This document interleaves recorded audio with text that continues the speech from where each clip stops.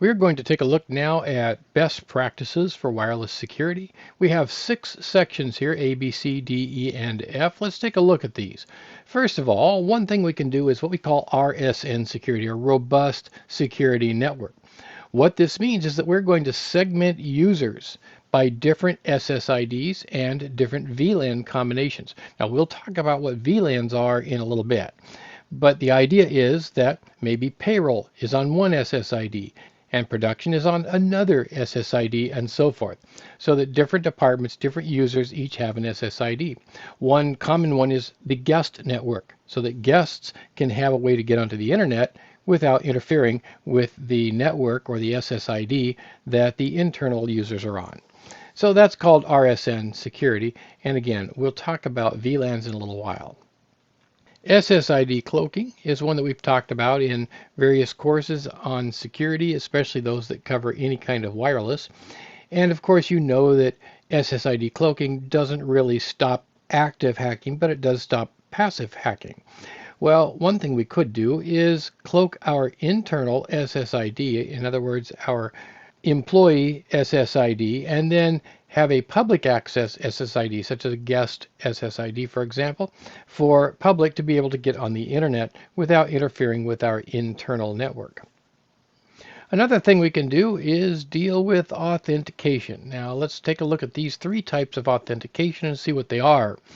First of all, we have one called OSA, or Open System Authentication, and it is exactly what it sounds like. You connect to an SSID, you don't have to put in any password, there's no encryption taking place, there's no authentication taking place, it just goes. And then, of course, shared key authentication. This is what you probably have at home. So, for example, you have a password that you put on your router and a password that you put on your computer or your phone. And as long as the password matches, then they have connectivity together. The third one is Extensible Authentication Protocol, and you may or may not be familiar with this, but if you work at a company, you might be aware, or even here at PCC, if you log in at PCC, you have a separate password or a separate logon from anybody else. This is EAP, where each person has an individual logon. This is done through a separate server, an authentication server, called an 802.1x server. And it is truly the best option, but not so easy to do at home unless you have a server running that you have set up as an 802.1x or radius server. By the way, a kind of fourth option, I didn't put this as a fourth number, is the use of captive web pages. That is something that is not a function of the router, but it's a function of the server. In other words, somebody can just get on, let's say through shared key or open system, and then a server stops them in their tracks and says, hey, you have to sign on and agree, for example, to our terms before we'll let you on the network. So that is how this works. MAC address filtering is really cool. And many people don't realize that you can do MAC address filtering on your home network, on your home wireless router. At least most home wireless routers have this capability. The idea is you simply put in a device name and its MAC address, and then you can set it to either allow or disallow that MAC address. So let's say you just allow all the MAC addresses that you use, your computer, your laptop, your tablet, your phone, and so on. All those are allowed across your router. That means if somebody comes over to your house and wants to get on, well, they ask for your password, you give them the password, and then they go, well, I can't seem to get on your network. Well, of course you can't.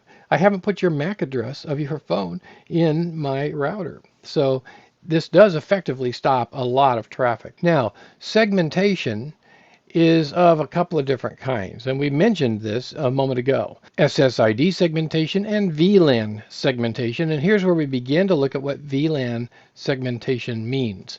It is the IP address segmentation. In other words, subnetting. If you're not familiar with subnetting, don't worry about it.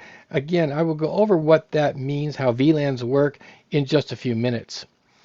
But segmentation is used to, for example, separate guests from internal networks or branches of the network. We talked about that up here in A under RSN security.